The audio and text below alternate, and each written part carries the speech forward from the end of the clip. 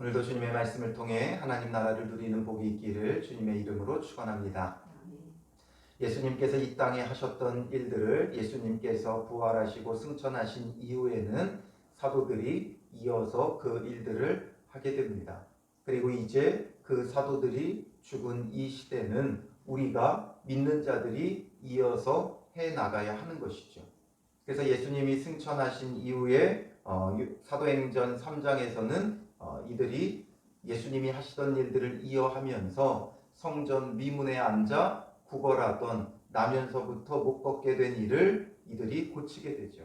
베드로가 나사렛 예수 그리스도의 이름을 그에게 주며 그의 손을 붙들어 일으키니까 발과 발목이 힘을 얻고 그가 걷기도 하고 뛰기도 하며 성전을 다니게 되어진 것이죠. 그것을 본 사람들이 심히 놀랄 수밖에 없어요. 그 사람을 너무나 잘 알기 때문에 그래요. 성전에 있는 사람들은 주로 어쩌다 한번 성전에 오는 사람들이 아니라 거의 매일 하루에 3차례 기도 시간마다 성전을 찾던 자들이에요. 그러니 그들은 늘 이 사람이 성전 미문에 앉아서 구걸하던 것을 다 보았고 그는 나면서부터 못 걷는 자인 것을 알고 있기 때문에 이 사람이 걷고 뛰는 것을 보면서 모든 사람들이 놀랄 수밖에 없죠. 이 일이 어떻게 된 것인지 그 사람에게 물었을 것이고 너에게 이 일을 행한 자가 누구인가를 사람들은 물었을 거예요. 그러니 이 사람은 성전을 다니다가 11절에 이제 이 사람에 대한 표현이 바뀌었죠. 이 사람은 나면서 못 걷게 된 이라고 표현을 했었어요. 나면서 못 걷게 된 이가 이제 11절에서는 어떻게 표현돼요? 나은 사람이로 되죠. 이제 나은 사람이 고침을 받은 거예요. 그에게 정말 필요한 건 구걸하는 그에게 먹을 것을 가져다 주는 것이 아니라 성전 안에 들어가 하나님을 만날 수 있게 해주는 것이 사실상 필요했어요. 그의 영혼이 구원받는 것, 성전 안에 들어가 하나님을 만나는 게 필요했는데 사람들은 늘 이 사람을 어디까지만 데려다 줬어요? 성전 미문까지만 데려다 줬어요. 하나님을 만나게 해주는 것이 아니라 그것도 그곳에서 구걸하라는 것이죠. 그에게 정말 필요했던 건 그를 메워가지고 성전에 들어가 그도 함께 하나님을 예배하는 그 축복을 누리게 하는 게 필요하죠. 그러나 사람들은 미문까지밖에 데려다 주지 않았어요. 그러나 베드로가 예수 그리스도의 이름을 그에게 주니까 그가 일어나서 이제 성전 안에 들어갔다는 거죠. 성전 안에 들어갈 수 없었던 인생이 성전 안에 들어갈 수 있었던 것은 바로 예수 그리스도의 이름이 필요했던 거예요. 오늘 우리가 필요한 건 예수 그리스도 안에 거하는 거예요. 교회만 데려다 주는 게 중요한 것이 아니라 예수 그리스도 안에 거하는 거죠. 그러려면 교회만 억지로 끌고 오는 것이 아니라 그 사람에게 예수 그리스도의 이름을 주어야 돼요. 자녀들을 어려서부터 데리고 다니는 것만 중요한 게 아니라 그에게 예수 그리스도의 이름을 줘야 돼요. 그렇다면 과연 내가 예수 그리스도의 이름을 줄 수 있는 사람인가? 이것이 중요한 거죠. 나도 예수 그리스도의 이름이 없는데 어떻게 그 사람에게 줄 수 있겠어요? 예수 그리스도의 이름을 가지고 성령의 충만함이 있을 때 그 이름을 줄 수 있는 거죠. 그러니까 이제 이 나은 사람이 성전 안에 들어가 기뻐 뛰며 춤추며 하나님을 찬미하고 다니다가 이제 베드로와 요한을 다시 만나게 돼요. 그러니까 11절에 베드로와 요한을 붙잡으니 되어 있죠. 왜 붙잡았겠어요? 사람들에게 소개하려고 하는 거죠. 사람들이 계속 물어봤을 거예요. 어떻게 된 일이냐? 그러니까 이 사람은 지금 성전 안을 다니면서 계속 간증하고 다녔던 거겠죠. 나는 문 앞에 그냥 앉아 있었는데 무엇을 줄까 바라보며 구걸하고 있는데 두 사람이 오더니 한 사람이 은과 금은 내게 없거니와 말하길래 나를 놀리는가 싶었지만 내게 있는 것을 내게 주노니 곧 나사렛 예수 그리스도의 이름으로 일어나 걸으라 하면서 내 손을 붙잡아 일으키니까 내 발과 발목에 힘이 생겨 내가 지금 걷기도 하고 뛰기도 합니다. 이 사람은 베드로와 요한이 누군지 몰랐죠. 두 사람이라고 했을 거예요. 그러니 사람들은 저마다 물어봤겠죠. 도대체 그 두 사람이 누구냐라는 거예요. 도대체 그 두 사람이 누구냐? 계속 묻고 그들도 역시 그를 만나고 싶었을 거예요. 아, 그 사람이 정말 우리의 구원자이가 싶었을 거예요. 그가 혹시 우리의 메시아가 아닌가 생각하며 찾고 물었을 거예요. 그러니까 이 사람이 베드로와 요한을 붙잡은 것은 그걸 말하려고 하는 거죠. 이 두 사람이다. 나를 고쳐주니가 이 두 사람이다. 내게 예수 그리스도의 이름을 주니가 이 두 사람이다. 그걸 말하려고 붙잡은 거죠. 그러니 모든 백성이 크게 놀라며 달려 나아가 되었죠. 모든 백성이 크게 놀랐어요. 이제 그 사람을 고쳐주니까 이 사람들이라고 말하려고 붙잡으니까 이제 사람들이 확 놀라면서 달려나아가 솔로몬 행각이라 불리우는 행각에 모여드는 거죠. 이 사람을 보기 위해, 저 안진뱅이를 일으킨 사람을 보기 위해 많은 사람들이 몰려들어요. 그러니 이제 베드로가 그들을 향하여 설교하게 되어지죠. 3장은 2장의 구조와 상당히 유사하다 그랬죠. 2장에서는 그들이 성령의 말하게 하심을 따라 말하는 것으로 하나님의 큰 일을 들으며 사람들이 놀랐어요. 그런 그들에게 베드로가 어찌된 일인지를 설명하죠. 그걸 설교해요. 그리고 3장에서는 안진뱅이를 일으키고 그것으로 인하여 놀란 사람들에게 이것이 어찌된 일인지를 설명하고 설교하는 거죠. 그러면서 베드로의 첫 마디가 뭐예요? 이스라엘 사람들아, 이 일을 왜 놀랍게 여기느냐? 왜 이게 놀라운 일이냐라는 거죠. 우리 개인의 권능과 경건으로 이 사람을 걷게 한 것처럼 왜 우리를 주목하느냐? 마치 우리의 힘으로 한 것처럼 왜 우리를 주목하느냐라는 거죠. 철저히 뭐라고 말했어요? 나사렛 예수 그리스도의 이름을 그에게 주었다는 거죠. 나사렛 예수 그리스도의 이름으로 그를 일어나 걷게 했단 말이에요. 그렇다면 예수 그리스도의 이름에 그들이 관심을 가져야 되는데 왜 우리를 주목해 보느냐? 우리가 아니다라는 거죠. 철저히 베드로는 자기의 힘으로 된 것이 아니라는 걸 알고 있었어요. 그러니까 왜 우리를 주목하느냐 하면서 정말 주목해야 될 대상이 누군지를 베드로는 밝혀주고 있어요. 우리가 정말 주목해야 되는 건 우리 자신이 아니라 예수 그리스도죠. 우리에게 어떤 일이 있고 어떤 놀라운 일들이 있다 할지라도 내가 중요한 게 아니라 예수 그리스도가 중요한 거예요. 그의 이름으로 되어지는 거예요. 그것에 대해서 쭉 설명을 하죠. 아브라함과 이삭과 야곱의 하나님, 곧 우리 조상의 하나님이, 이 표현은 언제 쓰는 거예요? 아브라함과 이삭과 야곱의 하나님, 우리 조상의 하나님, 바로 이스라엘과 언약을 맺으신 하나님에 대해서 말하는 거예요. 언약 관계 안에서 하나님의 언약 백성 되어졌음을 기억하고 강조할 때 사용하는 표현들이죠. 그러니 우리의 하나님, 우리와 언약을 맺으사 우리의 하나님께서 그의 종 예수를 영화롭게 하셨느니라. 하나님께서 예수를 영화롭게 하셨다라는 거죠. 그 예수가 과연 누구인가? 그 예수가 누구인가?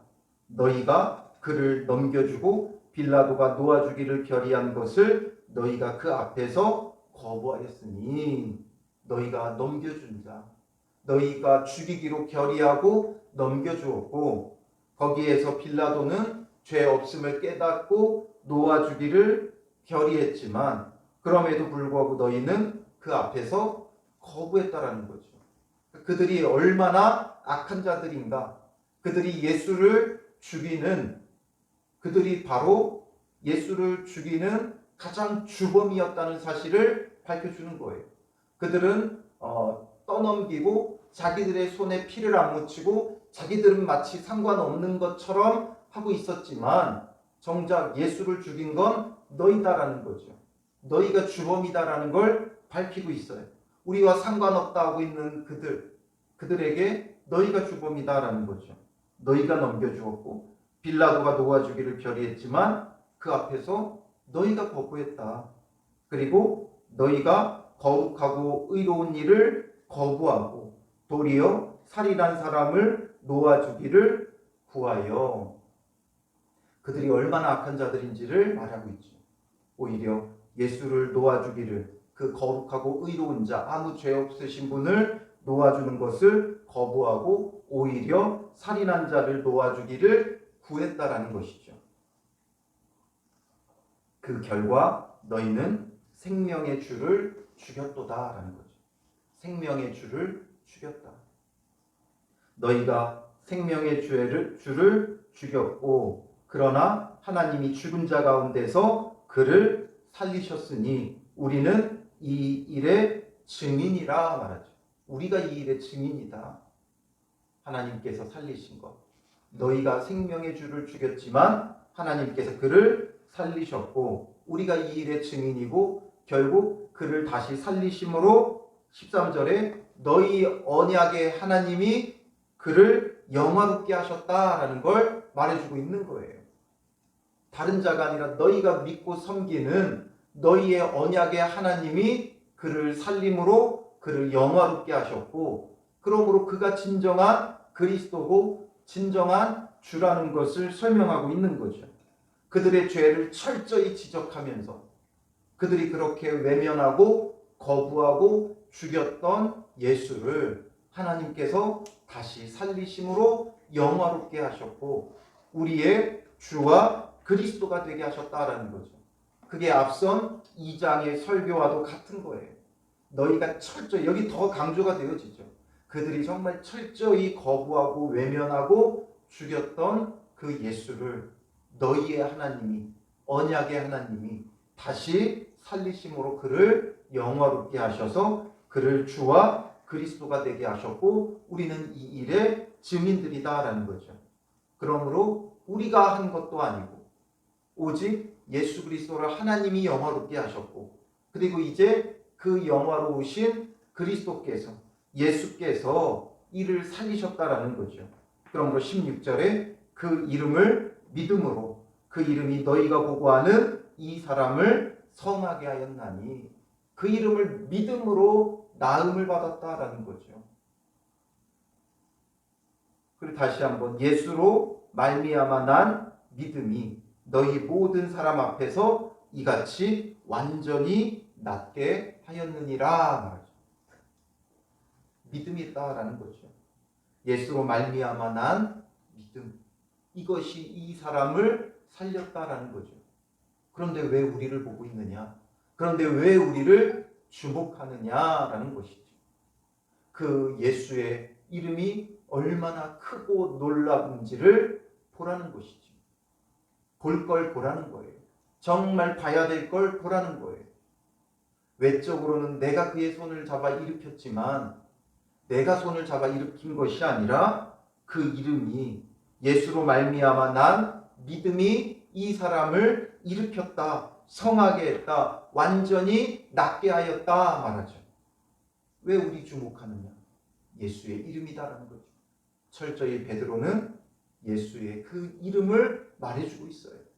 그런데 오늘 우리는 어떻게 하고 있어요? 철저히 나를 주목하라고 말하죠. 철저히 내가 했다고 주장하는 게 우리의 모습이에요. 뭐만 하면 사람들은 내가 이렇게 했다, 내가 저렇게 했다, 그거 내가 다 도와준 거다, 그거 다 내가 어떻게 해준 거다, 이렇게 다 이야기를 하죠. 우리 안에 주의 이름이 없어요. 그리고 이제 이 시대는 완전히 자기를 자랑하는 시대예요. 온전히 자기예요. 나 이렇게 좋은 거 먹고, 나 이렇게 좋은 거 입고, 나 이렇게 좋은 거 누리며 살아가고 있다. 이걸 자랑해요. 그 뒤는 어떤지 몰라도 겉으로는 완전히 그런 것을 자랑하고 꾸미고, 나 이렇게 예쁘고, 나 이렇게 몸매 좋고, 나 이렇게 잘 나간다 자랑하죠. 그러나 그 안에, 그 중심에, 그 영혼이 정말 잘 먹고 잘 살고 아름답느냐라는 거죠. 물론 이제 우리 교인들은 참 그래도 건강한 게 SNS들을 많이 안 해요. 그런데 이 SNS들을 보면 뭐 유명한 것들 있죠. 페이스북이나 또 아니면 인스타그램이나 아니면 그 이전에 카카오 스토리나 이런 것들을 보면 사람들이 다 어디 가서 무엇 한 거, 뭐 먹은 거, 뭐 산 거, 뭐 입는 거, 자기 얼굴, 자기 몸매 이런 거 다 찍어서 날마다 올려요. 자랑해요. 그러나 그 안에는 자기의 본 모습은 다 감춰져 있죠. 내가 날마다 그런 곳에 가는 것 아니에요. 날마다 그런 거 먹는 거 아니에요. 그런데 이제는 보여주기 위해서 아름다운 곳을 가고 비싼 것을 먹어요. 사람들에게 보여주기 위해. 사람들에게 보여주기 위해 꾸미죠. 자기의 실상은 뒤에 가서는 김밥 먹어요. 아름다운 카페 가가지고 사진 찍고 커피 사진 찍어서 올리지만 뒤에 가서는 뭐 먹어요? 김밥 먹는 거예요. 그 사진은 아름답다고 얼굴을 찍지만 사실 그 사진들은 전부 다 뭐 한 거예요? 포샵한 거죠. 뭔가 앱을 사용하고 필터를 사용해서 예뻐 보이게끔 만들어 놓은 거예요. 그러니까 자기의 본 모습을 직면하지 못하는 거예요. 외면하는 거예요. 자기에게 정말 뭐가 필요한지를 모르는 거예요. 자기가 정말 무엇을 먹어야 하는지, 무엇을 입어야 하는지, 무엇이 필요한지 모르는 거예요. 그게 뭐와 같은 거예요? 성전 미문에서 구걸하던 이 사람의 모습인 거죠. 정말 뭐가 필요한지 몰라요. 그러니까 자기의 그 꾸며진 모습 속에 착각하고 있는 거죠. 그러니 자꾸 나를 주목하라고 사람들은 자랑해요. 교회 일도 다 내가 한 것이고 또 자기에게 행하신 하나님의 놀라운 일들도 다 내가 한 거예요. 자기를 주목하라 그래요. 그러나 베드로는 철저히 왜 우리 주목하느냐? 우리 보지 말아라. 그 이름 예수로 말미암아 난 믿음 여기에 있다라는 거죠. 베드로는 자기가 누군지를 알았어요. 정말 자기의 주제와 자기의 분수를 알았어요. 그럴 수밖에 없는 게 왜 그래요? 예수님을 3번이나 부인했었죠. 자기는 주를 위해 죽을 수 있는 자인 줄 알고 있었는데 예수님을 3번이나 부인했고 3번이나 부인한 그를 예수님은 따져 묻지 않고 그를 다시 품어주셨어요. 내가 나를 사랑하느냐? 그것만 물으셨어요. 그리고 내 양을 치라. 내 양을 먹이라 하면서 이 귀한 사도의 직분을 이어가게 하셨다는 거죠. 그러니 자기가 얼마나 초라하고 보잘것없는 자인지를 알고 그러나 내게 예수 그리스도의 이름이 있음을 너무나도 귀하고 감사하게 여긴 거죠. 그러니 나를 보지 말고 내게 있는 예수 그리스도의 이름을 보라는 거예요. 나는 은과 금은 없는 자지만 나에게는 은과 금은 없는 자지만 나에게는 예수 그리스도의 이름이 있는 자다라는 거죠. 한 영화의 명대사 중에 뭐가 있다고 했어요? 우리가 돈이 없지 가오가 없냐? 경찰들이 그런 이야기를 하더라고요. 믿는 사람도 마찬가지예요. 우리에게 돈은 없어도 예수 그리스도의 이름이 있어야 돼요. 경찰들이 돈이 없어도 가오로 그 폼으로 경찰이라는 위치와 신분으로 살아가듯이 믿는 자들에게는 돈이 없어도 예수 그리스도의 이름으로 살아가야 돼요. 예수 그리스도의 이름을 붙잡고 살아가야 돼요. 우리도 여전히 돈 걱정하고 먹을 것 걱정하고 입을 것 걱정하며 사는 게 아니라 예수 그리스도의 그 이름을 붙잡고 살아가야 돼요. 베드로가 늘 당당할 수 있는 이유가 어디에 있었어요? 그에게 은과 금은 없지만 남들처럼 많이 배운 학식은 없지만 그에게 뭐가 있어요? 예수 그리스도의 이름이 있으니까 늘 당당했던 거예요. 성전에 들어가고 나오고 많은 사람들이 그에게 몰려와도 그가 말씀을 선포하며 전할 수 있었던 것은 바로 예수 그리스도의 이름이 있기 때문이고 그 이름을 붙잡고 있기 때문이고 그 이름을 줄 수 있는 자가 되었기 때문에 그래요. 그러니까 안진뱅이에게 주목하여 보며 다가가 그에게 예수 그리스도의 이름을 줄 수 있죠. 우리는 돈이 없다고 못 다가가요. 저 어려운 사람, 불쌍한 사람, 내가 뭔가를 줘야 되는데 줄 게 없다고 못 다가가죠. 우리에게 예수의 이름이 없으면 우리는 줄 게 없는 자예요. 그러나 예수의 이름이 있다면 줄 게 있는 자예요. 그에게 다가가서 정말 내게 있는 그것을 줄 수 있는 믿음의 사람. 그리고 내가 아니라 예수 그리스도를 나타내고 그를 주목해 보라고 할 수 있는 자. 나를 은인으로 여기게 하는 것이 아니라 예수님을 참된 은인으로 여기게 하는 자가 되어줘야 하는 거죠. 그래서 베드로의 첫 번째 부분은, 설교의 첫 번째 부분은 이 12절부터 16절에 너희가 죽인 그 예수의 이름이 이 사람을 살렸다 이거예요. 그 예수로 말미암아 난 믿음이 이 사람을 고쳤다 이거죠. 그리고 이제 17절부터 19절에는 그래서 회개하라라는 거죠. 회개하라. 너희가 정말 그 이름을 얻고 싶다면, 너희도 그 이름을 얻고 싶다면 회개하라라는 거죠. 17절에 형제들아 너희가 알지 못하여서 그리하였으며 너희 관리들도 그리한 줄 아노라. 너희가 몰라서 그런 것 아니냐. 너희가 죽였다 비난하고 비판하는 게 아니라 너희도 이것을 몰라서 그런 것 아니냐. 너희가 정말 그가 그리스도라는 걸 알았다면 너희가 그리했겠느냐 이거죠. 너희도 몰라서 그리한 것이니 18절에 하나님이 모든 선지자의 입을 통하여 자기의 그리스도께서 고난받으실 일을 미리 알게 하신 것을 이와 같이 이루셨느니라. 너희들은 몰라서 한 것이고 또 하나님은 선지자들의 입을 통하여 예언하셨던 것을 이루신 것이다. 그러니 너희가 자책감에 다가오지 못하면 안 된다는 거예요. 너희가 그러니 그 자괴감과 자책감에 빠지지 말고 너희는 몰라서 그리한 것이고 또 하나님께서는 예언한 것을 성실하게 이루신 것이니까 그러므로 19절에 너희가 회개하고 돌이켜 너희 죄 없이 함을 받으라라는 거죠. 너희가 죽였다고 면목 없어하고 자책하고 죄책감에 빠지지 말고 너희는 몰라서 그런 것이고 하나님은 예언한 것을 성실하게 이루신 것이니까 너희가 회개하고 돌이켜 너희 죄 없이 함을 받으라라는 거죠. 철저히 회개하라는 거예요. 너희가 그 그리스도를 십자가에 못 박았음을 철저히 회개하라는 거죠.